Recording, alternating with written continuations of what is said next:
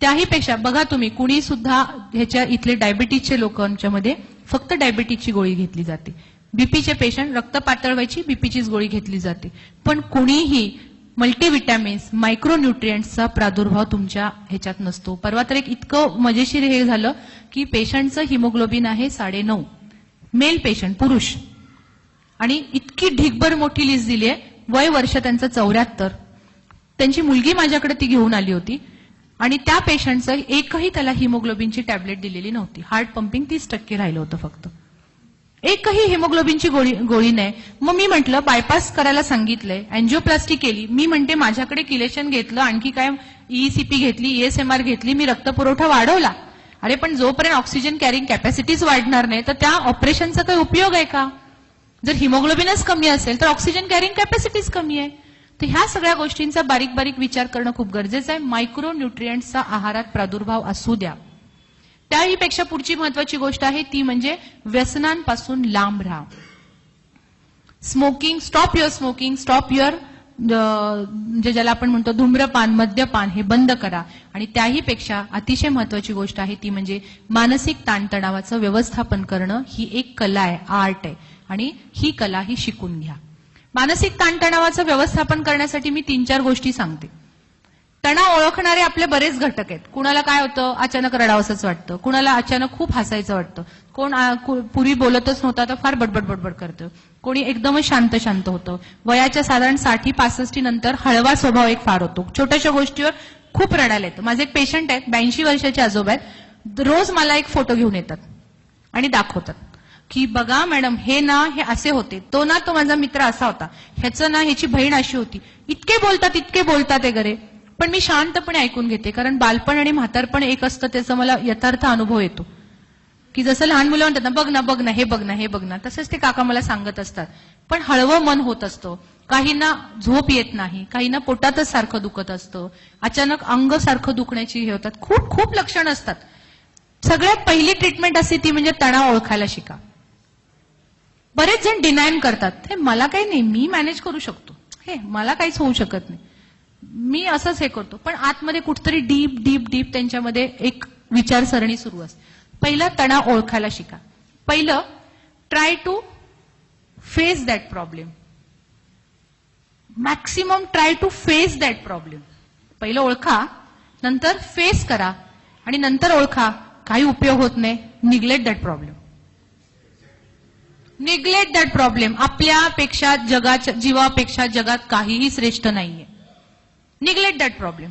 लहानपणी वडील म्हणायचे, Wien wealth has gone something has gone, Wien health has gone something more has gone, but Wien character has gone everything has gone. कदाचित मुली होतो आम्ही घरी, एकत्र कुटुंब, 13-14 मुली आम्ही एकत्र राहत होतो.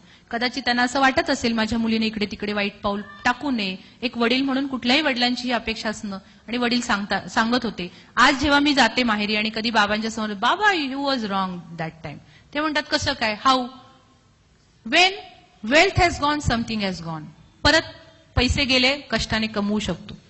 वेन कॅरेक्टर हॅज गॉन, ठीक है बाबा, आजकल कैरेक्टर लोग ही तो सेलिब्रिटी बन के सब जगह घूम रहे, उसमें क्या बड़ी बात है. But Wien health has gone everything has gone. कारण त्या वेलचा, त्या नेम फेमचा, त्या सगळ्याचा उपभोग तेव्हाच होणार आहे जेव्हा तुमची हेल्थ तुमच्या हातात असणार आहे. खूप सुंदर जग देवाने दिलेलं आहे, पण ते जगायचं कसं ही एक कला आहे. आणि त्याच्यासाठी मी पतंजलीचे जे अष्टांग योग आहेत त्यातलं यम आणि नियमांच्या बाबतीत मी फार आग्रही राहते. माहित आहेत ना यम? कुठला यम माहितीये? रेड्यावर बसून येतो, शिंगवाला असतो, बरोबर ना? सगळ्यांना असं वाटतं नको गो बाई तसलं. मग यमदीपनाच्या दिवशी आपण काय करतो, दक्षिणेकडे दिवा ठेवतो, माझ्या घरावर तुझी साया नको. अरे कॉमन लक्षात घ्या, जोपर्यंत तुम्ही जागा रिकामी करणार नाही तोपर्यंत कुणाला दुसऱ्याला स्पेस कशी मिळेल, बरोबर ना? आपण जोपर्यंत जागा रिकामी केल्यात तर कुणाला तरी स्पेस मिळणार आहे. हा सृष्टीचा नियम आहे, काही घाबरण्याची गरज नाहीये त्याच्यात. यम असा नाहीये. M means regularity.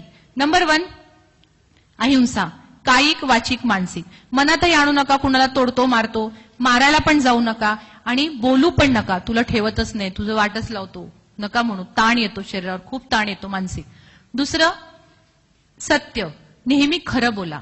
खोटं बोलायला खूप ताण द्यावा लागतो. मला बऱ्यापैकी सगळेजण म्हणतात की मॅडम तुम्ही नेहमी फ्रेशच दिसता.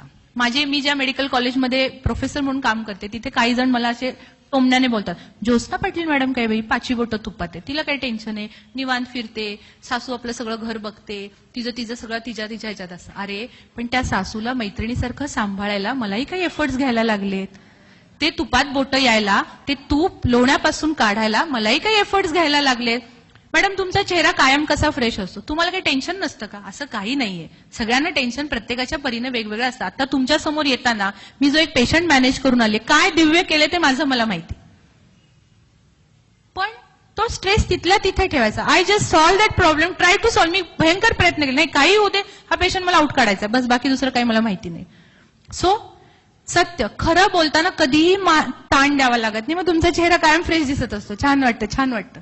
दुसरं अस्तेय, लोभ करू नका. दुसऱ्याचं माझ्याकडे यावं त्याच्यासाठी बिलकुल प्रयत्न करू नका. माझं आहे, माझ्यामध्ये मी खुश आहे. अपरिग्रह, वाजवीपेक्षा जास्त संचय करू नका. का? माझ्या 3 पिढ्या बसून खातील एवढं कमवणार आहे. अरे मी डॉक्टर ज्योत्स्ना पाटील, माझा मुलगा हर्षवर्धन ज्योत्स्ना पाटील, तो आत्ता त्याचं नाव लावताना हर्षवर्धन जे पाटील लावतो. मी हयात आहे, अजून तरुण आहे, तोपर्यंत इनिशियल स्टेजमध्ये गेली, मी एका शब्दावर आली. आणि आपण काय विचार करतोय, माझ्या 3 पिढ्या बसून खातील, माझा नातू काय करणार आहे, त्याला काय माहितीये तिची आजी काय होती, तो म्हणेल हा ती चांगली डॉक्टर होती, पप्पा म्हणत होते ती चांगली डॉक्टर होती, एवढंच त्याला माहिती. तिने काय जंग पछाडले ते त्यांना काय माहित असणार आहे. आणि आपण काय म्हणतो, 3 पिढ्यांपर्यंत सगळं माझं नाव काढलं पाहिजे. असे कशाचं नाव आहे आणि काय आहे. संचय करतो, भीती वाटते, मग माझा बँक बॅलन्स गेला तर. मोदींनी सगळ्यांना केवढं टेन्शनमध्ये टाकलं, इकडे पळलो तिकडे पळालो, सगळे पळा पळत होते, बरोबर ना. आणि त्या दिवशी रिअलाइज झालं बऱ्याच जणांना, पैसा सर्वस्व नाही, बरोबर ना. काही नव्हतं तेव्हा सुद्धा आपण छान भाजी पोळी मस्त खाल्लीये.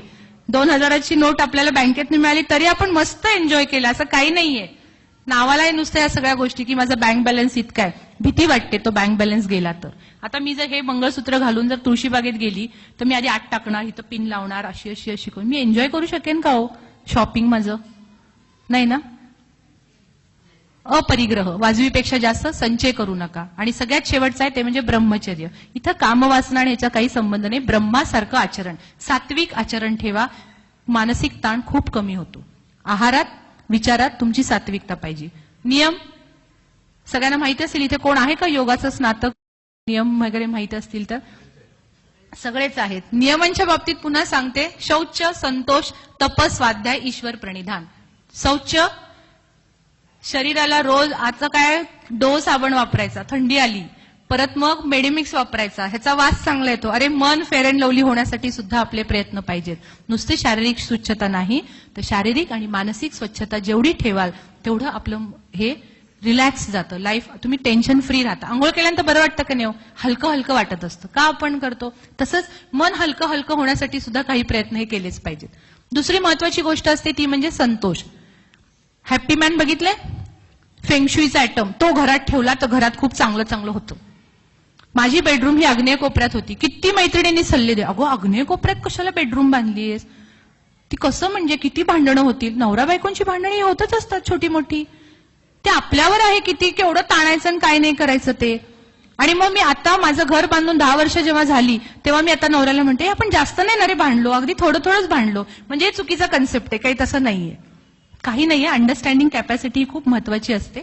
सो मौज में रहो. कुठल्याही फेंगशुईचे आयटम आणि ह्याच्याशी गरज नाहीये. परमेश्वराने पण आपल्याला सांगितलं हसत खेळत राहा. तप, प्रत्येक गोष्टीत एक प्रकारचं सातत्य पाहिजे. ते भले तुमचं ट्रीटमेंट घेणं असो, गोळ्या घेणं असो, पथ्यपाणी करणं असो, व्यायाम असो. तपाचं कुठल्याही फलश्रुती ही चांगलीच आहे. पण आतापर्यंत आपण हेच ऐकत आलो ना हिंदू संस्कृतीत, इतकं तप केलं म्हणून हे मिळालं, त्या तपाची फलश्रुती अशी होती. जर तुम्हाला तुमची हेल्थ पाहिजे असेल तर हे पण एक तपच आहे. स्वाध्याय, चांगलं चुंगलं ज्ञान घेण्यासाठी प्रयत्न करा. दृक्श्राव्य, चांगलं ज्ञान. आजकाल प्रवचन कीर्तन ह्या गोष्टी आवडेनाशा झाल्यात बऱ्याच जणांना. माझ्या माहेरी रोज पोथी असते ज्ञानेश्वरीची. मग तिथं गेल्यानंतर माझ्या मुलांना मी अशी आवाजून, अरे बस ना जरा वेळ, एक रात्र आपण येतो, जरा बस ना, बघ काय म्हणतात बाबा, बघ काय चाललंय वगैरे. मम्मा बोरिंग आहे, नको इथे. ही आजकालची पिढी आहे. खूप समजून सांगावं लागतं की अरे नाही, चांगलं चुंगलं ऐका. तेच एखादा मूव्ही बघायला जावा, पहिल्या रांगेत जाऊन पोरं खुश उभारलेली असतात. पिढीतला बदल होत निघालाय. हळूहळू सांगून सांगून मला तेवढा कॉन्फिडन्स आहे की मी बदलू शकेन. स्वाध्याय चांगलं ज्ञान घेण्यासाठी तुम्ही तर सगळे आध्यात्मिक विचारांचे आहात, मी ह्याच्याबद्दल फारसं सांगू शकत नाही. आणि शेवटचं ईश्वर प्रणिधान, ईश्वराप्रती प्रणिधान. इथं मी कुठल्याही धर्माशी मला काहीही संबंध नाहीये. कुठंतरी एक सुपर नॅचरल पॉवर आहे, ती पॉवर आपल्या सगळ्यांवर हावी होतीये. प्रत्येक कर्माला कर्त्याची गरज आहे. जे काही अचानक सुनामी येते, अचानक ऊन पडतं, अचानक थंडी वाढते, अचानकच पाऊस येतो, अचानक दुष्काळ पडतो, काहीतरी कर्म घडते. करता असल्याशिवाय होईल का हो? तो करता कुणीही पाहिलेला नाहीये, त्यामुळे तो करता मानणं ही गरजेची आहे. कदाचित मी एक आध्यात्मिक डॉक्टर असेन म्हणून मला ह्या गोष्टी पटल्या. माझ्या बऱ्याच ह्या बाबतीत खूप डिबेटिंग होतं माझ्या फ्रेंड सर्कल बरोबर की नाही परमेश्वर कुठं नाहीये, काही नाही, दाखव, हे दाखव, ते दाखव. मग मला बऱ्याचदा प्रूव्ह करून सांगावं लागतं की मी उभारले हेच परमेश्वर असं समज. कधी माझ्या घरी माझ्या आईला फोन केला तर ती पहिलं वाक्य म्हणते रामकृष्ण हरी. गुड मॉर्निंग वगैरे आमच्याकडे म्हटलं रामकृष्ण हरी म्हणायचं. पहिलं हॅलो रामकृष्ण हरी, बरी आहेस का, असंच ती म्हणते. आणि कुठलंही गेलं की मी नमस्कार केला बाबांना की बाबा वाकून मला नमस्कार करतात. मी बऱ्याच म्हणतो बाबा मला कसं करताय, मी तुला कुठे करतोय, तुझ्यातल्या आत्म्याला करतो मी. आणि खरंच आहे कुठंतरी परमेश्वर आहे, कुठल्या रूपाने कसा उभारेल माहीत नाहीये. त्यामुळे ही मानणं गरजेचं आहे. ह्या सगळ्या यम नियम मी का थोडक्यात सांगितलेत, ह्याने मानसिक रिलॅक्सेशन मिळतं. जेवढं रिलॅक्सेशन घ्याल तेवढं तुम्ही हार्ट डिझीज पासून वाचू शकता. ह्या ज्या ट्रीटमेंट्स आहेत ह्या सगळ्या आम्ही देतच असतो. बरेचसे पेशंट्स येतात आमच्याकडे. एक ECP नावाची ही अमेरिकन अप्रुव्हल ट्रीटमेंट आहे. अमेरिकेत ही ट्रीटमेंट अप्रुव्ह झाली, US FDA ने अप्रुव्ह केलेली ट्रीटमेंट आहे.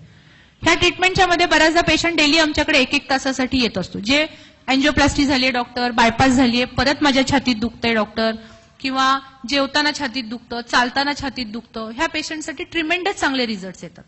ESMR म्हणून एक जर्मन टेक्नॉलॉजी, खूप चांगले रिझल्ट्स. मी हार्ट फेल्युअर पेशंटला अगदी 20-25% हार्ट काम करणारे पेशंट 40%, 50% पर्यंत जातात.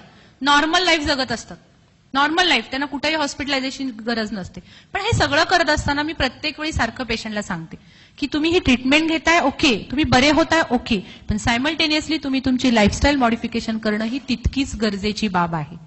मला कौतुक फक्त या गोष्टीचं वाटलं, कुणीही हात वर केला नाही. म्हणजे याचा अर्थ बिलकुल असा समजू नका की ज्योत्स्ना पाटील मॅडम इथं येऊन तुम्हाला काहीतरी 4 गोष्टी जास्त सांगून निघालेल्या आहेत. This is a fact of your life. त्यामुळे अर्निशचं तत्व हे लक्षात ठेवा. व्यायामाची सवय नसेल तर सवय लावा. लहानपणापासून एक वाक्य ऐकत आले, तुम्ही ऐकलं असेल, वाचाल तर वाचाल.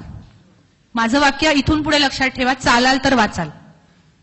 गुडघे दुखतात तो डॉक्टर, नाही जमतो डॉक्टर, गुडघ्यावर ट्रीटमेंट आहे. माझ्याकडे ट्रीटमेंट आहे, कधी कुणाला वाटलं असेल तर या, मी सांगते. आता काही वेळ नाहीये फार काही डिटेल करण्याची.